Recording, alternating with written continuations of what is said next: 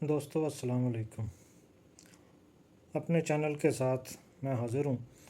آج کی ویڈیو میں ڈسکس کرتے ہیں کہ اداروں کے اندر یا حکومت کے اندر خان صاحب کی رہائی کو لے کر کیا کیا سوچ چل رہی ہے اور کچن کے اندر جو ہے وہ کیا پک رہا ہے۔ اس کے بارے میں آپ کو بتاتا ہوں کہ خان صاحب کے لیے یہ لوگ کیا سوچ رہے ہیں اس وقت، ستارے کیا کہتے ہیں، اسٹرولوجیکلی پوزیشن جو ہے وہ کیا ہے۔ جن لوگوں نے میرا چینل سبسکرائب نہیں کیا وہ میرا چینل سبسکرائب کر لیں تاکہ آئندہ میرے آنے والے ولاگ جو ہیں وہ آپ دیکھ سکیں۔ اور اگر کسی کو اپنی پرسنل انفارمیشن کے بارے میں انفارمیشن چاہیے تو ان کے پاس date of birth, time of birth اور پلیس آف برتھ یہ چیزیں جو ہیں وہ ہونی چاہیے۔ پھر آپ میرا نیچے چلنے والا نمبر جو ہے وہ اس پر رابطہ قائم کر سکتے ہیں۔ تو آئیں دیکھتے ہیں سب سے پہلے کہ ستاروں کی پوزیشن جو ہے وہ کیا ہے، کہ خان صاحب کی رہائی کے بارے میں کس قسم کی سوچیں جو ہیں وہ چل رہی ہیں۔ اب ستارے اگر دیکھ لیا جائے تو یہ میں ستمبر شروع سے لے کے اکتوبر تک کی سچویشن جو ہے وہ آپ کو بتانے لگا ہوں۔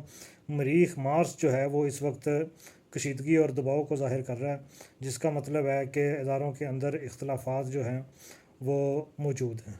کشیدگی اور دباؤ اسی وقت ہوتا ہے کہ جب آپس میں ایک دوسرے میں اختلاف ہو۔ دباؤ بھی اسی چیز کا نام ہے کہ انسان کے اوپر ایکسٹرنل پریشر جو ہے وہ آئے کہ یہ کرنا ہے، وہ اپنی مرضی سے کچھ نہ کرنے دیا جائے۔ اور کشیدگی یہ ہوتی ہے کہ ایک بندے کا نقطہ نظر جو ہے وہ اور ہے اور دوسرے بندے کا نقطہ نظر جو ہے وہ اور ہے۔ یہ مریخ مارس جو ہے یہ سچویشن بتا رہا ہے۔ آگے دیکھیں تو زحل جو ہے یہ سیٹرن، یہ اس کی پوزیشن جو ہے وہ اب دن بدن کمزور ہوتی چلی جائے گی۔ یہ بڑا طاقتور تھا، اس نے خان صاحب کو دبا کے رکھا، سانس نہیں لینے دیا۔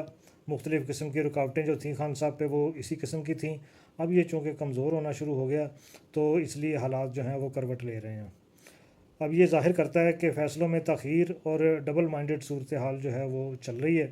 پھر اگر ہم دیکھیں کہ مشتری جو ہے وہ جوپیٹر، اس کے اثرات اگر دیکھیں تو وہ بین الاقوامی دباؤ کو بڑھا رہا ہے۔ یہ بین الاقوامی دباؤ کو دنیا کا جو پریشر ہے فیصلوں پر، یہاں کی جو موجودہ حکومت ہے اس کے فیصلوں پر، یہ بیرونی دباؤ جو ہے وہ اس کو بڑھاتا ہوا نظر آ رہا ہے۔ اب دیکھ لیتے ہیں کہ اداروں میں جو سچویشن ہے وہ کس قسم کی۔ تین طرح کے نقطہ نظر ہیں۔ ایک نقطہ نظر یہ سمجھا جاتا ہے کہ خان صاحب کو مزید قید میں رکھنا اداروں کے لیے نقصان دہ ہے، کیونکہ عوامی رد عمل اور بین الاقوامی دباؤ جو ہے وہ بڑھ رہا ہے، اس لیے ان کو چھوڑ دینا چاہیے۔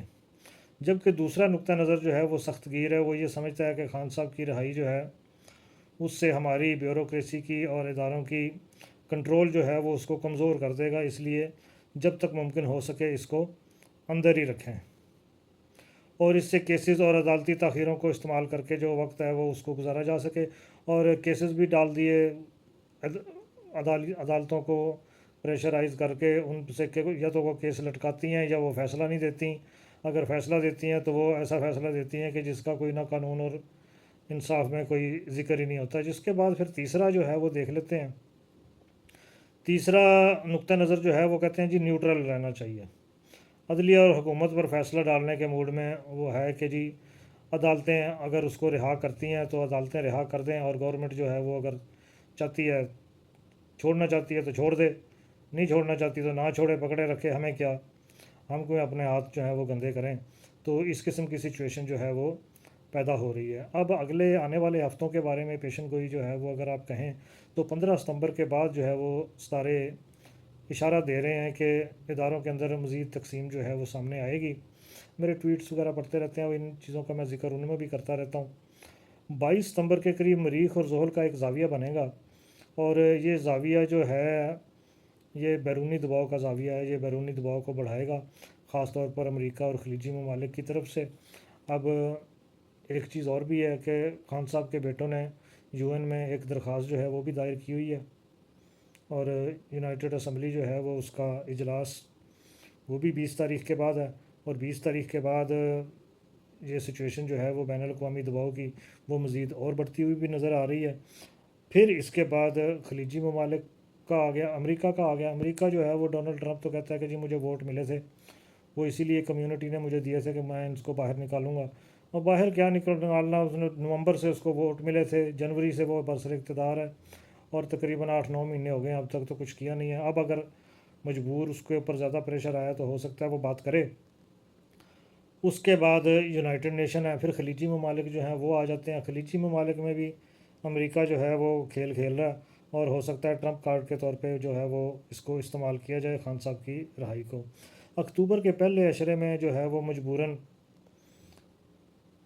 ریلیز کا کوئی فارمولہ جو ہے وہ طے پا سکتا ہے کہ خان صاحب کو رہا کرنے کا کوئی فارمولہ جو ہے وہ طے پا جائے۔ سوچنا پڑے گا، کیونکہ عدلیہ بھی دباؤ ڈالے گی۔ عدلیہ جو ہے وہ اپنے مقدمات جو ہیں وہ کب تک دبا کے رکھے گی، کب تک انصاف نہیں دے گی؟ تو ایٹ لیسٹ کچھ نہ کچھ پہلے بھی نہیں ہے، لیکن پھر بھی کچھ نہ کچھ تو ہے نا۔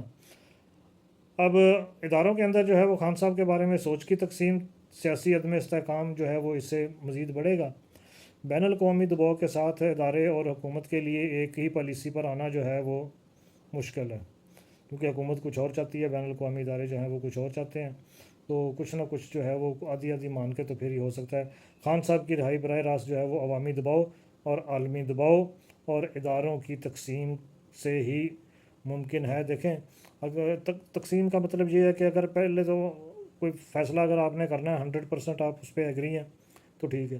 جب 3 گروپ بن گئے، اگر آپ کی پہلے پاور جو تھی وہ 80% تھی یا 90% تھی، تو وہ اگر 3 گروپ بن گئے، ان کی اگر ڈیوائڈ بھی کر دی جائے تو 30-40% پہ آ گیا۔